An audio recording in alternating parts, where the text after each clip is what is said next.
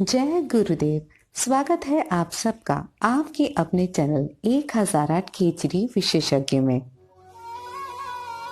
खेचरी मुद्रा सीखना इंटरनेट के माध्यम से पूर्णतः असंभव है, पर यदि आप इसे सीखना चाहते हैं या फिर आपके मन में इसे लेकर कोई भी संशय या फिर प्रश्न है, तो आप स्वयं पूज्य गुरुवर से संपर्क कर सकते हैं। संपर्क के सभी माध्यम आपको नीचे डिस्क्रिप्शन बॉक्स में और साथ ही वीडियो में भी उपलब्ध हो जाएंगे। परंतु आप सभी के अनुरोध पर आपके भक्ति मार्ग को प्रशस्त करने के लिए और आपके मन में उठने वाले संशयों को दूर करने के लिए हम लेके आते हैं कुछ खास वीडियो। तो इसी श्रृंखला में आज भी लेके आए हैं एक खास वीडियो। तो चलिए बिना देर किए करते हैं अपनी इस आध्यात्मिक यात्रा का शुभारंभ। ईश्वर की तरफ मन क्यों नहीं होता आकर्षित? क्यों नहीं लगता पूजा पाठ में मन? अगर यही प्रश्न आपके मन में भी है तो आज का वीडियो है खास आप ही के लिए। देखिए, संसार एक मेले के समान है जहां थोड़ी थोड़ी दूर पर आपको आकर्षित करने की कोई ना कोई वस्तु उपस्थित होती है। जैसे कि आम तौर पर मेलों में या फिर आधुनिक मॉल्स में चमचमाती दुकानें होती हैं और भांति भांति की ऐसी वस्तुएं होती हैं जिन्हें देखकर आपका मन ललचता है और आप ना चाहते हुए भी उस ओर चल पड़ते हैं। कई बार चीजों की चकाचौंध आपको इतना प्रभावित करती है कि आप ना चाहते हुए भी किसी ऐसी चीज को खरीद लेते हैं जिसकी आपको आवश्यकता ही नहीं होती। यहाँ तक कि कई बार ऐसा होता है कि कोई वस्तु दुकान में इतनी अच्छी लगती है कि उसे साथ लिए बिना जाने का मन ही नहीं करता। तो ऐसी स्थिति में आप मन के हाथों विवश होकर दुकानदार की बताई मनमानी ऊंची कीमत देकर भी उस वस्तु को घर लेके आते हैं और घर लाकर सर पकड़ लेते हैं।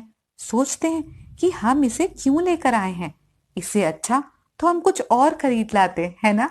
होता है ना अक्सर आपके साथ भी ऐसा? जानते हैं, संसार में मनुष्य की स्थिति भी बिल्कुल ऐसी ही है, जहां कदम कदम पर कोई ना कोई वस्तु या व्यक्ति हमें आकर्षित करके हमें हमारे लक्ष्य से भटकाने का प्रयास करता है।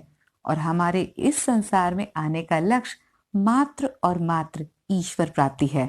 बहुत सारे लोग ये बात जानते तो हैं, पर समझ नहीं पाते कि इस लक्ष्य को सिद्ध कैसे किया जाए, क्योंकि अधिकांश लोग पूजा पाठ तो करते हैं पर वो ईश्वर के प्रति आकर्षण या प्रेम इसे कभी अनुभव नहीं कर पाते।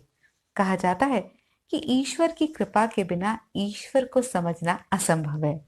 तो आज ईश्वर की कृपा से आपसे एक बात अवश्य कहूंगी कि ईश्वर स्वयं में सत्य, धर्म और पवित्रता का प्रतीक है। तो यदि आप ईश्वर के प्रति प्रेम या आकर्षण अनुभव करना चाहते हैं तो आपको अपने भीतर इन्हीं गुणों का रोपण और विस्तार करना होगा। इस बात को आप ऐसे समझ सकते हैं कि किसी भी मेले में या फिर मॉल में ढेरों दुकानें आपको अपनी ओर आकर्षित करने का प्रयास करती हैं, पर यदि आपको आपका लक्ष्य पता हो, यानी कि अगर आपको पता है कि आप मॉल में क्या लेने के लिए गए हैं, तो आप सिर्फ और सिर्फ उसी वस्तु को ढूंढने में अपनी ऊर्जा और अपने समय को लगाते हैं। ऐसे में आपको बाकी सारी दुकानें बकवास और फालतू नजर आती हैं। ऐसा लगता है कि जल्दी से हमारी पसंद की वस्तु हमें मिले और हम अपने घर चले जाएं। ठीक उसी प्रकार जब संसार में आने का लक्ष्य आप समझ लेते हैं तो आप अपने समय और ऊर्जा को उसी ओर केंद्रित कर देते हैं, अर्थात ईश्वर प्राप्ति के लिए।